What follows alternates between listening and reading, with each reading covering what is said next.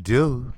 It is your boy, KQ, KC Boxing Network, throwing down on another morning video. And this time, it is Mikey Garcia. What makes him qualified to fight Manny Pacquiao? I tell you what, the money. That qualified him to fight Manny Pacquiao. We just talking about a couple years ago, he was down at 135, 140 at the most. And then he noticed that wasn't enough money for him. So, in his fight at 147, he wants to take on Errol Spence Jr. Then he got a boxing and he got taught a lesson and he got caught with a teachable moment and got his ass whooped. Now, Robert Garcia said, and I quote, and you know my phrase, I motherfucking quote. He says, we're not trying to fight the big 147. We're just trying to fight the ones that pretty much is Mikey size. Well, first of all, Miguel, and stop calling yourself Mikey. You too damn old for that. And number two, then what's the point of fighting at 147 if you don't want to fight for a belt? Because we all know the top 147 like Errol Spence, Terrence Crawford, they hold the belts. But Manny Pacquiao also holds the belt. But when you're talking about Manny Pacquiao, you're talking about a future Hall of Famer. Now, I don't think he's that talented anymore, because we all know that old in boxing is 40 years old and plus. We all know at 35 you winding down your career. So I say to Mikey, I say to Miguel, I say to Robert Garcia, I say to Roberto Garcia, use your real goddamn names, y'all Hispanic. Be proud of it. I say to you, stop chasing the money. It's too obvious. You know, is it ass whooping? That is, I mean, really? Is slobbing in the next 5 years or 10 years? Can't forgetting your memories? Is it all worth it just for an almighty dollar? Yes, Mikey Garcia is very fundamentally. He knows how to take his time. He knows how to read people. He knows how to protect himself with short arms and being a short fighter. Remember, Mikey Garcia has fought nobody but taller fighters in his whole career. Why? Because he's a short motherfucker. That's why. But when you're talking about fighting someone at 147 and keeping your same skills, because you have to make the weight. Normally he comes in at 145 and a half, 146, and which is legal, close to 147. But look who you take on, Errol Spence. Errol Spence is more fundamentally sound. Errol Spence was more amateur standout because he was an international amateur. So he's seen everything that any fighter can bring. He knows how to make adjustments. But we're not talking about Errol Spence. We're talking about Mikey Garcia and Pacquiao. What warned him to make that change? Well, the size. Manny Pacquiao is the closest thing to 147 and making money that he's going to get. Now, this is how desperate he is to get a paycheck. He is willing to go to Saudi Arabia, where they don't like you, Mikey. They don't like blacks. They don't like Hispanics. Now, like it or not, Hispanics got black blood in them. Now, if you don't know that, then you need to read your history books or your ass need to go to school. Simple as that. So I say to you, Mikey, boxing is more than an almighty dollar. See, that's why I keep telling you all, Floyd left a bad taste in the boxing community. Every young person coming up. That's why we can't get the best fight the best. Why? It's always a contract dispute. It's always a holdout. It's always don't sound right. If it don't make sense, it got to make sense in order for us to fight. You know that phrase. Sean Porter, he gave up on that. And he's figured, well, it'd be better off for me and my career just to suck ass. Andre Ward, he gave up on it. HBO went out of business, so he don't have a cheerleader in his corner. So he's sucking ass on ESPN. I'm sorry, people. But you know me. You know I'm going to tell it like it is. Now, Mikey Garcia has been one of the boxing's elite pound-for-pound fighters for the past several years. The past 7 years. And what I mean, several years now, listen at this. Having won world titles at featherweight, he dropped that bitch.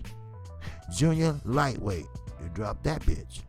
Lightweight, he dropped that hoe. And junior welterweight, he dropped that hoe. But junior welterweight is where he should be. But let's think about it. Who's that junior welterweight that he can actually match up with? Now forget about the money just for a second. We got Devin Haney there. We got Telefino Lopez. We got Lomachenko. I mean, we got all these great fighters that will run over a more older, a more slower Mikey Garcia.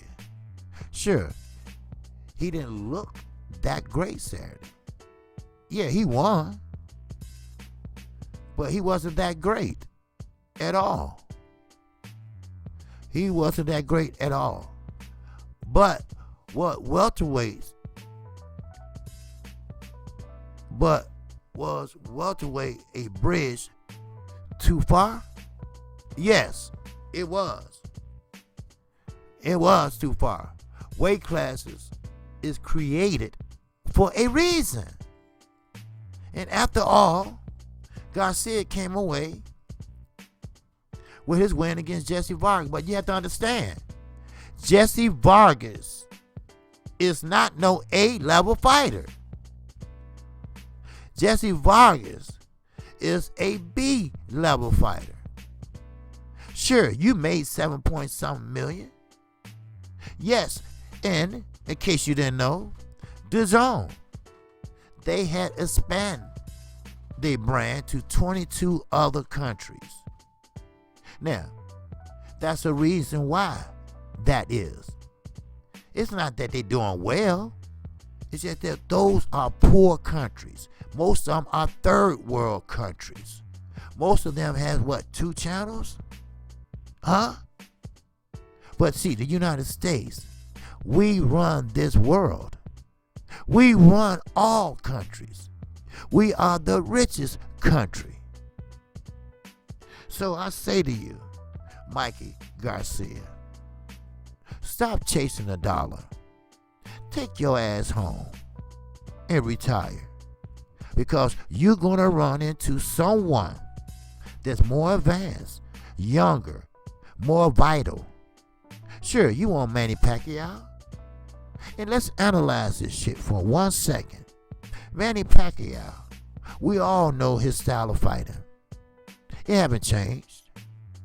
But one thing about Manny Pacquiao, he would jump in and throw maybe 10 punches and only land 3. It's the busy he is that makes him a puncher. Because if he's busy like that, that's what makes him a puncher. So, when you think about that, you got Manny Pacquiao, you got Mikey Garcia. See? You see what I'm saying? Now, once you do that,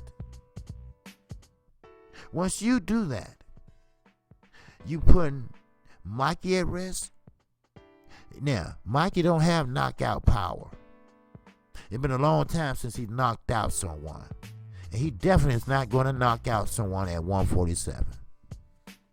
Now, before I close, I will be coming on at 12:30 p.m. Central Time, right after non-international boxing. But let me quote what Mikey Garcia said. I think I answered a lot of those doubts and questions Garcia said at a post-fight news conference. We fought a tough opponent in Jesse. Where? Jesse Vargas is not a tough opponent. He had a draw with Adrian Broner. Adrian Broner is the one that Marcos Madonna took his soul and his hands and wouldn't let him go. He is a solid welterweight. No, he's not. He's a solid B+ welterweight. Yes, he is big and he's strong. And he closes his eyes when he punches. Don't forget that, Mikey. And has fought some of the best in the division. Yes, he did. But Jesse Vargas is all he's going to be. He's not going to ever get over that top of that hill. We know that. We understand that. We believe that. And we know that. Same with Sean Porter. Sean Porter is going to be just what he is today. No better and probably a little worse. Do you feel me? Do you understand the fuck I'm saying? Because I keep this shit real. So, Mikey, Miguel, use your fucking real name. Alright? I think you're a little bit too old to be calling Mikey. And I don't blame Adrian Broner. I'm going to start calling you a Mickey Mouse Clubhouse, motherfucker. Huh? Then maybe you start acting like you grown up. Now, you made a lot of money Saturday night. Yes. That's the only way Eddie Hearn can get fighters to come over there.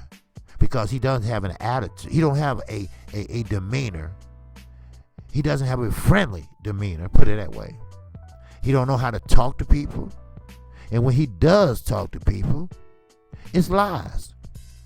I mean, let's call it what it is. He's a pathological liar. He's been doing that for years. And we ain't going to even mention the grand wizard of them all, his father. His father been doing that from the beginning of time. So I say to you, and I implore you to say and enjoy me, that Mikey Garcia don't deserve a fight with Manny Pacquiao. What makes his ass so special? What makes his ass the number one? Now, breaking news. Now, what I hear. Now, don't quote me on this, okay? Now, and shout out to What's Blazing in Sports. What I hear is that Manny Pacquiao has fulfilled his obligation to PBC. So therefore, he might be taking that motherfucking ride to Saudi Arabia too. And also, Manny, they don't like your ass either over there. If you ain't on them damn knees, facing east, palms up, and praying to Allah, you ain't shit. I am KQ, KC Boxing Network. If you haven't subscribed to this channel, you don't know what the fuck you missing. You don't know what the fuck gonna go on today. Cause any day, any given time, I'm gonna tell it like it is. I'm gonna preach it like it motherfucking is. Cause the boxing God said do it. And you know me, I am a motherfucking boxing fan. That's right, I say motherfucker a lot. I say a lot of words you might not agree with. But you know what? Fuck it, I'm gonna say it.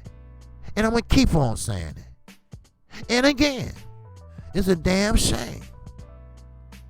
Now, with this glove situation with Deontay Wilder, I'm not going to discuss it anymore because another black man got the shaft. Another black man will not be able to redeem himself in the court of law. Another black man another black man named Stewart Sugar Hill. They knew. And shout out to Barbershop Conversations. They knew. And Ben Davidson. That's why I say, don't believe the hype. Yes, they might have been mad at each other for a minute. He might fired him for exposure or just a little ruse. But they was in cahoots together. I've been around boxing so long that I know how this shit operates. And we will be discussing that and Floyd's phony ass offer to train Deontay Wilder. So stay tuned for KQ, K motherfucking C at 12:30. And again, subscribe, like, comment, share these videos. Because I'm going to tell you, the best is yet to come. And also, once you subscribe to me, hit the icon bell. You will be notified each and every time I do a live stream. And that's Monday through Friday. And yes, that is 12:30 p.m. Central Time. I come on right after Phenom International Boxing. And also, don't forget, I also call fights. You will be notified about that. And yes, this week will be the battle of the heavyweights. We get a chance to see Adam Konecki. We get a chance to see Effie Ajaba. So, buckle up and let's get ready and do this weekend like we always do. And also, OG Boxing Motherfucking Talk, 8 a.m. Sunday morning. You will see me on there along with Phenom International Boxing, my co-host Kurt Sugar Anderson, and my co-host Drew Titan, my boy, my guy. Oh yes, Blood Boxing will be back in the motherfucking house. So with that, that's all I got for you right motherfucking now. But it's on. It's on today. So once again, Mikey Garcia, Miguel Garcia, move the fuck on. I'm out of here. So once again, shout out to the almighty LDBC. Shout out to all my subscribers. Yes, I say all my subscribers because they are thoughtful, they are active, they are present, and they are supportive. You can't get no better than that. And we almost at 2,000. So hit that subscribe button. Let's get over that hump this month. And with that, I'm on to the next one. Peace and love. Assalamu alaikum. The ancient word of grace and peace. Peace be unto you.